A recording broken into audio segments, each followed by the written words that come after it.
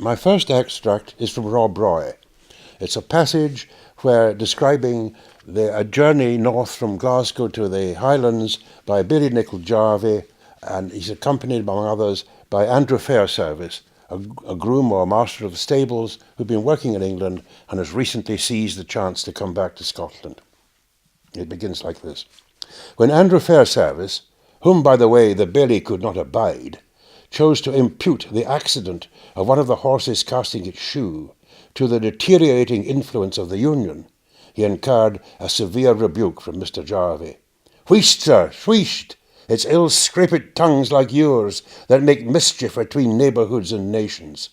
There's naething so good on this side of time, but it micht have been better, and that might be said of the Union.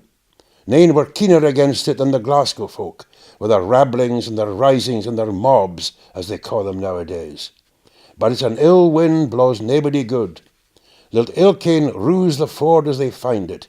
I say, let Glasgow flourish, whilk is judiciously and elegantly putting round the town's arms by way of byword. Now, sir, since Sir Mungo catched herrings in the Clyde, was there ever like to gar us flourish like the sugar and tobacco trade? Will anybody tell me that, and grumble at the treaty that opened us a road west of Wall yonder?" Andrew Fairservice was far from acquiescing in these arguments of expedience, and even ventured to enter a grumbling protest. That it was an unco change to have Scotland's laws made in England, and that for his share he wouldna for all the herring barrels in Glasgow and all the tobacco casks to boot have gi'en up the riding of the Scots Parliament, or sent awa our croon and our sword and our sceptre and Mons Meg to be keepit by the English pock puddings in the Tour of London. What would Sir William Wallace or old David Lindsay have said to the Union, or them that made it? Well, that's then what these two people thought about the Union. What did Walter Scott himself think about it? He describes a very short extract now from the Tales of a Grandfather, where he talks about the Union arrangement in 1707. Men, of whom a majority had thus been bought and sold, forfeited every right to interfere in the terms which England insisted upon. But, despised by the English and detested by their own country, held no alternative left save that of fulfilling the unworthy bargain they had made. In consequence, the nation considered it as a total surrender of their independence by their false and corrupted statesmen into the hand of their proud and powerful rivals. And then later on, in 1826, when the government in London proposed to abolish the right of Scottish banks to issue their own banknote, Walter Scott took this as an opportunity to write a protest, not only about that, but about the whole treatment of Scotland under the Union, and it's a protest against it.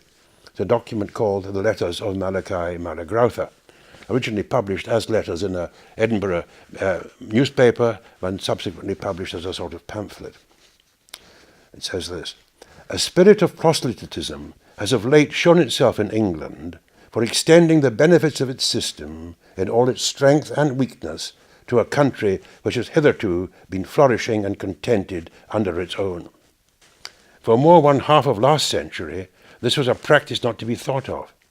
Scotland was during that period disaffected, in bad humour, armed too, and smarting under various irritating recollections.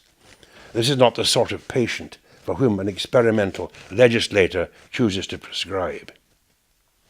This period passed away, a happier one arrived, and Scotland, no longer the object of terror, or at least great uneasiness, to the British government, was left from the year 1750, under the guardianship of her own institutions, to win her silent way to national wealth and consequence.